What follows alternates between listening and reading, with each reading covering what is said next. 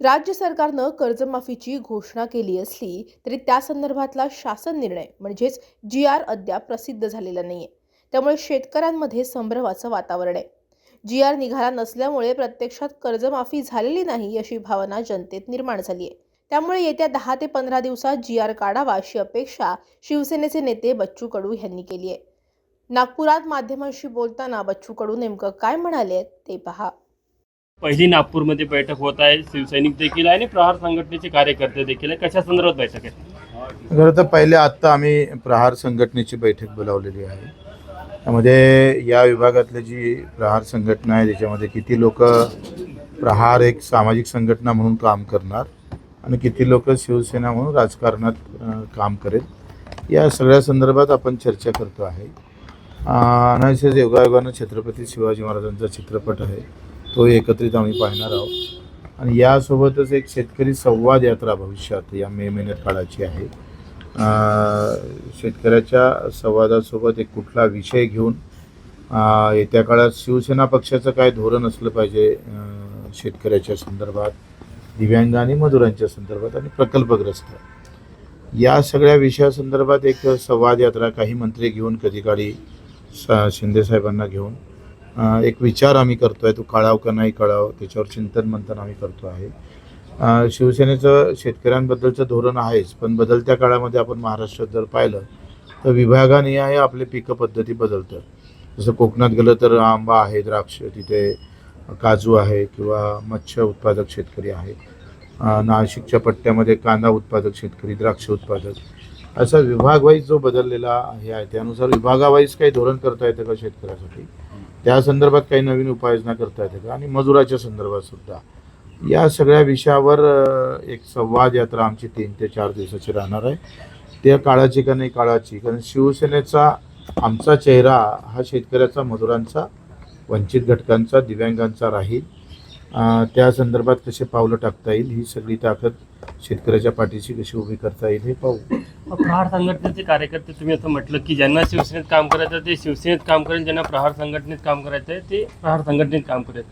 दोन्ही ठिकाणी काम नाही करणार का? म्हणजे काम करेल, पण कसं आहे, काही लोकांचं लक्ष राहते की बाबा आता मी आयुष्यभर काही राजकारणात कुठल्या काम करणार नाही, मला एक सामाजिक संघटना म्हणून, सामाजिक काम म्हणून काम करायचं आहे.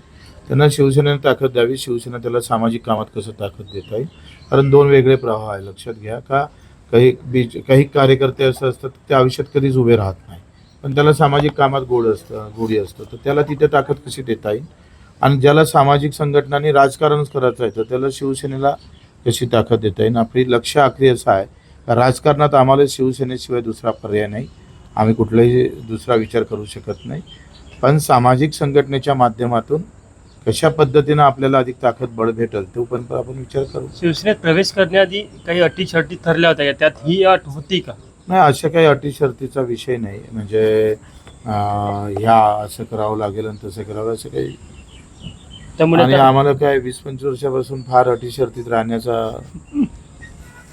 तर तुम्ही जुने शिवसैनिक आहात, पण आता पुढे करताना प्रहार आणि शिवसेना दोन्हीचं काम तुम्ही करणार आहात.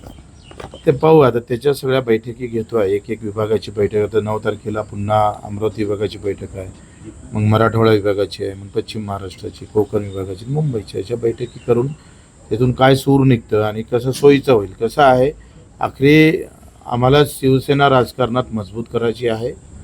घराघरापर्यंत धनुष्यबाण नेण्याचा प्रयत्न आम्ही प्रामाणिकपणे करणार आहोत आणि त्या पद्धतीनं ही सगळी ताकद शेतकऱ्याच्या बाजूनं, मजूर दिव्यांगाच्या बाजूनं उभी कशी राहील, तो एक प्रामाणिक प्रयत्न करणार. आजच्या बैठकीत शिवसैनिक येणार आहेत का? आणि तुमच्यासोबत चित्रपट बघायला देखील काही शिवसैनिकांचा सहभाग असतो? आम्ही काही शिवसैनिक आहे ते सोबत राहून पाहू.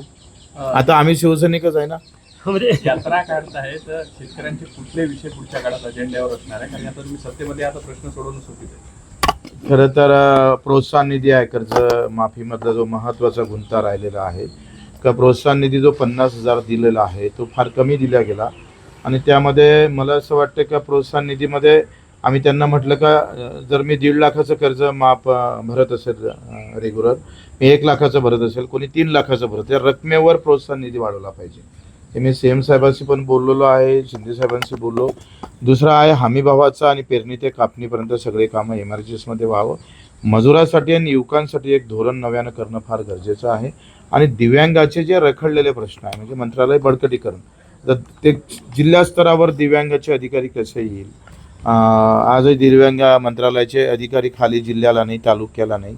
हा सगळ्या बळकटीकरणाचा विषय घेऊन आम्ही जाणार आहोत. छत्रपती संभाजीनगरमध्ये अतिक्रमण कारवाई दरम्यान एका दिव्यांग महिलेचं दुकान जे होतं ते तोडण्यात आलेलं आहे.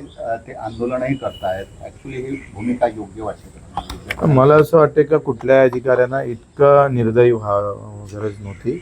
उलट हा एक चांगुलपणा, प्रशासनामध्ये जी मानवता नावाची गोष्ट संपलेली आहे त्याचं एक मोठं उदाहरण आहे. त्याचा आम्ही निषेध करतो आणि त्यांना आम्ही आता लगेच जागा पाहून एखादं राहण्याजोगतं घर आम्ही बांधून देऊ. नरसापूरची घटना पाहिली आपण कशा पद्धतीनं तुम्ही आता तर मागणी होता की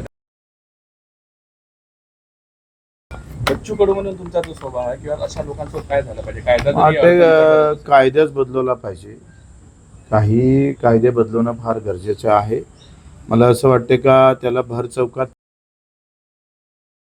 किंवा हातपाय, जसं छत्रपती शिवाजी महाराजांनी आपल्या राज्यामध्ये दोन्ही पाय दोन्ही हात ज्याचा चौका केला होता त्याला व्यवस्थित, त्या पद्धतीनं आता सरकारनं काही ठिकाणी तरी समोर जाणं गरजेचं आहे. जरी ते दिसायला वाईट वाटत असेल तरी मला असं वाटतं का त्याची गरज आहे. काय होतं आहे, जरब नाही आहे आणि जरब नाही आहे म्हणून ह्या घटना होतं. उलट चौकात येऊन त्याचा जर चौरंगा केला ना, जो छत्रपती महाराजांनी केला, मी म्हणतो रायगडाच्या पायथ्याशीच करावा. एक जागा निवडून ठेवावी राज्य सरकार आणि किल्ल्याच्या पायथ्याशी असा चौरंगा करण्याचा नवीन कायदा सरकारनं केला पाहिजे. पावसाळी अधिवेशनानंतर राज्यात मंत्रिमंडळाची शक्यता आहे, विस्तार होण्याची शक्यता आहे. तुमच्या नावाची जोरदार. माझं काय म्हणणं आहे, आमच्या मंत्रिमंडळाच्या विस्तारापेक्षा हे मुद्दे फार महत्त्वाचे आहेत आणि त्यासाठी येणाऱ्या अधिवेशनामध्ये ह्या सगळ्या गोष्टी आम्ही फार ताकदीनं आणि फार मजबूतीनं मांडणार आहोत. जे सरकारनं निवडणुकीच्या वेळेस दिलेलं आश्वासन आहे त्याची पण आठवण आम्ही सरकारला करून देऊ. आखरी शिवसैनिक आम्ही निवड पक्षासाठी असं नाही आहे. आम्ही शिवसैनिक इथल्या समाजासाठी, सामान्य माणसासाठी, कार्यकर्त्यासाठी आहे. त्याचा एक पाय शिवसेनेसाठी जात असेल तर दुसरं पाऊल हे सामान्य माणसासाठी उचलल्याशिवाय राहणार नाही. हा बच्चू कडूचा बाणा तेवढ्याच कणखरपणे ताकदीनं येत्या काळात तुम्हाला दिसणार आहे. कर्जमाफी संदर्भात काय स्टेटस आहे? राज्य सरकारने या संदर्भात तुम्हाला काही माहिती दिली आहे? आता मला वाटतं एक प्रस्ताव त्यांनी समितीनं दाखल केला. कॅबिनेट समोर तो प्रस्ताव येणार आहे आणि त्याच्यातून काही जे किंतु परंतु आहे, मला वाटतं उदार मनानं सरकारनं या कर्जमाफीकडे पाहिलं पाहिजे. त्याच्यातले याला कापता येईल का, त्याला ठेवता येईल का, अशा भूमिका सरकारनं ठेवल्या तर मला असं वाटतं का अगर जेवाले बोलावलं तर मग पाणी देऊ का, मग थंड देऊ का, गरम देऊ, किंवा वाळू का नाही वाळू, जिलबी आहे बाबा एकच फेर वाढजो, दुसऱ्या फेरची व्यवस्था नाही, असं कंजूसी करू नये. मला वाटते फडणवीस साहेबांनी सुद्धा यावर लक्ष घातलं पाहिजे. अगर देना आहे तो फिर पुरे दिल से. स्कूटी नको हां बिलकुल, स्कूटी पाहिजेच. आमदाराला कशाला कर्जमाफी पाहिजे, कलेक्टरला कशाला कर्जमाफी पाहिजे. शेतकऱ्याचं वर्गीकरण करणं फार महत्त्वाचं आहे. बिल्डर असणाऱ्या शेतकऱ्याला कर्जमाफी द्या. समजा आता तुमचा मीडियाचा प्रमुख आहे, संपादक, त्याला तुम्ही कर्जमाफी देणार. शेतकरी आहे म्हणजे कोण आहे तो? नोकरी अधिकारी आहे आणि शेतकरी असेल तर त्याला, आमदार आणि शेतकरी असेल तर जी मर्यादा आखली आहे की इतकंच कर्जमाफी, ती मान्य नाही का तुम्हाला? मला असं वाटतंय का 2 लाख 4 लाख कर्ज असेल तर 2 लाख माफ करावं, 2 लाख त्याच्यावर राहील. पण त्याला अशी अट घालू नये 2 लाखापर्यंतच कर्जमाफी. किती काही कर्ज असलं किमान 2 लाख तरी माफ केलं पाहिजे. कसं आहे, लढा आपण जो उभा केला आणि त्याच्यातून जे घोषणा झाली, घोषणेपर्यंत आपण थांबलो नाही आणि घोषणा करून घेतली. आता त्याचं GR निघणं औपचारिकता बाकी आहे. पण लोक म्हणते कर्जमाफी तर झाली नाही, बच्चू कडू शिवसेनेत कसा केला. अरे विधान परिषदमध्ये सभेमध्ये घोषणा करणं ही फार मोठी गोष्ट आहे. त्या घोषणेपासून सरकारला पळ काढता येणार नाही आणि आता तर आम्ही सरकारमध्ये आम्ही पडू देणार नाही, त्याच्यापासून ठाम ठेवू. भाऊ, नवीन हंगामासाठी कर्ज घेताना शेतकऱ्यांना कुठेतरी अडचणी जाण्याची शक्यता आहे. अनेक ठिकाणी बँकवाले जे आहे ते पाहिजे त्याप्रमाणे शेतकऱ्यांना मदत करत नाही. त्यासाठी कुठेतरी हे अगदी बरोबर आहे का कर्ज, मागचं कर्ज थकीत आहे आणि नवीन कर्ज देता येत नाही.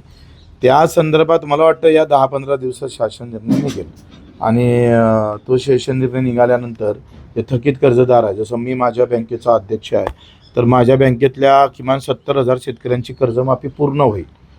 खरा जर विदर्भातला जर विचार केला आपण तर 1.5 ते 2 लाखापर्यंतच कर्ज शेतकऱ्यांवर आहे.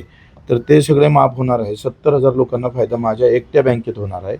आणि त्याच्यामुळे आता आम्ही जे धोरण आखतोय की त्यांना कर्ज देण्याच्या संदर्भातला विषय आपण समोर नेणार आहोत. कडूजी, नाना पटोले यांनी तुम्ही वर कटाक्ष केला आहे की उपमुख्यमंत्रींना मुख्यमंत्री बनवू, यासाठी तुम्हाला म्हणणं आहे की नया मला 5 वेळा नमाज पडता, यावर तुमचं काय बोलणं? नाना पटोलेचं मत एवढं मनावर घ्यायची गरज नाही, कारण त्यांनी बरेच पक्ष फिरून सगळ्या भूमिका बदललेल्या वेळेवर, आणि आम्ही ही भूमिका जी घेतलेली आहे ही भूमिका शिंदे साहेबांना तर आम्हाला आमचं ते प्रत्येक शिवसैनिकाचं ते स्वप्न राहील. त्यासोबतच दुसरं स्वप्न आमचं शेतकऱ्यांचं आहे. मला असं वाटतं का शिंदे साहेब असले तर या गोष्टीचं दिव्यांग मंत्रालय दिलं तर यावर अधिक लक्ष झालं असतं, मला असं व्यक्तिशः वाटतं. त्याच्यामुळं आता शिंदे साहेबाच्या थ्रू आम्हाला फडणवीस साहेबांकडून करून घ्यावं लागेल. अगदी मार्ग तोच आहे. श्रमोद्धीचा मार्ग शिंदे साहेबापासून सुरुवात होते आणि तिथंच तो एंड होते.